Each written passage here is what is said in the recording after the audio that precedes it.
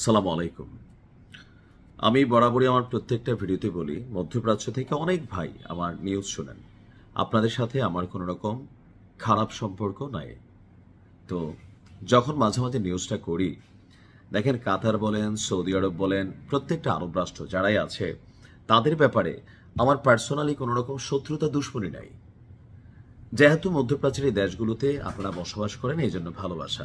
এই দেশগুলোকে সম্মান করি। আর সৌদিতে আল্লাহ রসুলের রওজা মোবারক আছে বা কাবা ঘর আছে, এই রাষ্ট্রটার প্রতি, এই দুইটা স্টেটের প্রতি ভালোবাসা আলাদা। কিন্তু বিশ্বব্যাপী আমাদের যে রাষ্ট্রগুলো আছে, ইসলামিক রাষ্ট্রগুলো, এদের যে অবস্থান, এদের যে তেলবাজি, এদের যেই মানে একটা ইসলামিক রাষ্ট্রের বিরুদ্ধে আরেকটা ইসলামিক রাষ্ট্র পশ্চিমাদের সাথে হাত মিলে যে ধরনের অ্যাক্টিভিটিসগুলো করে, এগুলোর কারণে কিন্তু খারাপ লাগে। কাতার ভালো একটা দেশ হয়তোবা, কিন্তু আপনি দেখেন এই যুদ্ধে কাতারের অবস্থান কি, বা তলে তলে ইরানের বিপরীতে কাতারের অবস্থান কি। এরা নিজেরা পশ্চিমাদেরকে ডাইকায় না, এদের দেশে পশ্চিমাদের ঘাঁটি বানাইতে দেয়। এমনকি মধ্যপ্রাচ্যে ইরানকে যতবার ইসরায়েল ঠুকছে বা মার্কিন যুক্তরাষ্ট্র ভূমিকা রাখছে, প্রত্যেকবারই এই রাষ্ট্রগুলো এখানে গুটিবাজি করে, অন্য কোনো সমস্যা নাই। তো যখন এদের বিরুদ্ধে ইরান কোনো জয় পায়, ফতেহ পায়, আমার ভালো লাগে। কাতারকে এমনভাবে সাইজ করছে, 5 বছর লাগবে শুধু একটা ধাক্কা নিতে। কয় বছর? 5 বছর। তবে এইটার একটা ইফেক্ট বিশ্বব্যাপী হয়তোবা পড়তে পারে। ইরান এবং ইসরায়েল এবং আমেরিকার এই সাম্প্রতিক যুদ্ধগুলোর মধ্যে মার্কিন যুক্তরাষ্ট্রের ঘাঁটিগুলোকে টার্গেট করে ইরান যখন পাল্টা অভিযান চালিয়েছে, এর মধ্যে কাতার খুব ভালোভাবেই ক্ষতিগ্রস্ত হয়েছে। দুবাইয়ের অবস্থা তো আরো কাহিল, তবে কাতার এতটা হয় নাই, কিন্তু বেশ কয়েকটি স্থাপনা জায়গা মতো পড়ছে। তো ঠুকতে গিয়া কিছু কিছু জায়গায় ভুলে হয়তো 2-4টা ক্ষেপণাস্ত্র পড়ে গেছে। তো এর মধ্যে একটা হচ্ছে কাতারের তরলীকৃত প্রাকৃতিক গ্যাস অর্থাৎ এলএনজি উৎপাদনের যে কারখানা বা যেই এরিয়া, সেখানে একটা মিসাইল পড়ছিল ইরানের।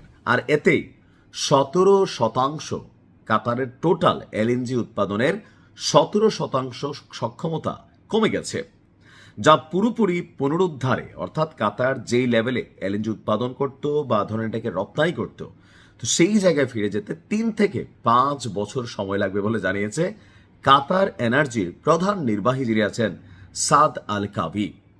রয়টার্সকে দেওয়া এক সাক্ষাৎকারে কিন্তু সবারই ধুচাইছে, তো কেউ স্বীকারোক্তি দেয় নাই। এখন আন্তর্জাতিক গণমাধ্যমগুলোর কাছে আস্তে আস্তে মুখ খোলা শুরু করছে।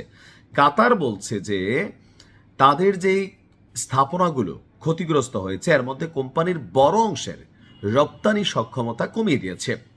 এমনকি তিনি এই ধরনের অভিযানে বিস্ময় প্রকাশ করে বলেন, আমি কখনো কল্পনাও করিনি যে রমজান মাসে একটি মুসলিম ভাতৃপ্রতিম দেশ কাতার এবং এই অঞ্চলের উপর ঝাঁপাই পড়বে। তো তোমরা কি করছো?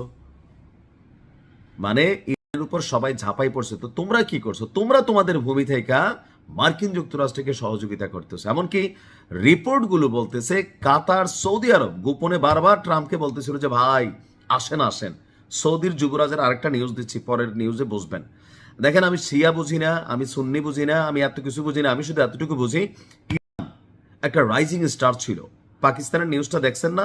পরবর্তী টার্গেট কিন্তু পাকিস্তান। তো আপনারা যদি এইভাবে আলাদা আলাদা হাঁটেন, সাইজ করে ফেলবে। বলা হচ্ছে যে আল কাবির বক্তব্য, দুটি এলএনজি ট্রেনের কারণে কাতার এনার্জিকে ইতালি, বেলজিয়াম, দক্ষিণ কোরিয়া এবং চীনের সঙ্গে যে দীর্ঘমেয়াদী গ্যাস সরবরাহ চুক্তি ফোর্স মেজর ঘোষণা করা হতে পারে, যা দীর্ঘমেয়াদে বিঘ্ন সৃষ্টি করতে পারে। আর এখানে তাদের অনেক অর্থনৈতিক ক্ষতিগ্রস্ত হবে।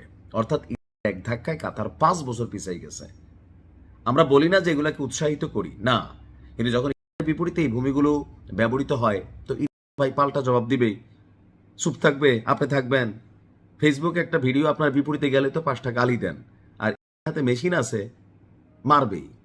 তবে আমরা মনে করি কাতার যদি ভালো হয়ে যায়, উচিত কাতারকে ছেড়ে দেওয়া।